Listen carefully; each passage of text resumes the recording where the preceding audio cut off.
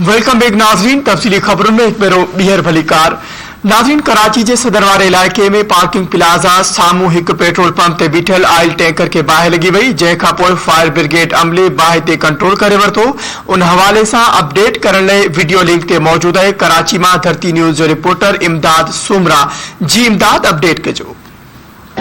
जी बिल्कुल, इन वक्त असां मौजूद आहियूं सदर वारे इलाइक़े पार्किंग प्लाज़ा भरिसां, जॾहिं त अॼु सुबुह बि जेको आहे हिकु ॿियो बाहि जो जेको वाक़ियो पेश आयो।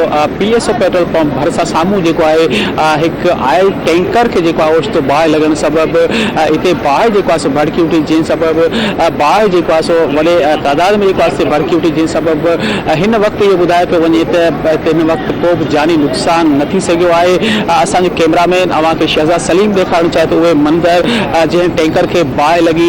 जेको ऑयल टैंकर ॿुधाए पियो वञे PSO जो ऑयल टैंकर हो, जेको हिते टैंकर जेको आहे उहो हिते पेट्रोल खणी हिते जॾहिं उते जेको टैंक जेको वॾो आहे, जॾहिं उन टैंक में जेको पेट्रोल जेको आहे उन वक़्तु विझी रहियो हो, त उन वक़्तु जेको आहे अचानक बाहि लॻी वई, जंहिं सबबि टैंकर जेको आहे उहो सड़ी तबाह थी वियो।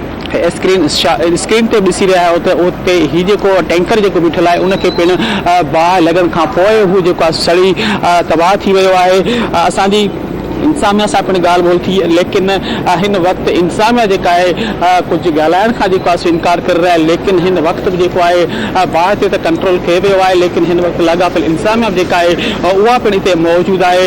फायर ब्रिगेड जूं 3 गाॾियूं जेकी उहे हिन बाहि ते कंट्रोल करण लाइ जेको आहे हिते पहुतियूं। बाहि हिन वक़्तु बाहि ते कंट्रोल कयो वियो आहे। हिन वक़्तु बि लाॻापियल इंतज़ामिया पिणु हिते मौजूदु आहे, लेकिन हिन वक़्तु तफ़सील ॾियण खां जेको आहे लवाए रही आहे। कमिश्नर कराची साहिब पिणु हवाले सां असांजी ॻाल्हि ॿोल थी आहे, उनजो पिणु इहो ई चवणु आहे हिन वक़्तु जेका बाहि जेका हिते लॻी हुई उन हवाले सां हिन वक़्तु ताईं असां वटि का रिपोर्ट न पहुती आहे। रिपोर्ट अचण खां पोइ जेको आहे असां आगाही ॾींदासीं। जी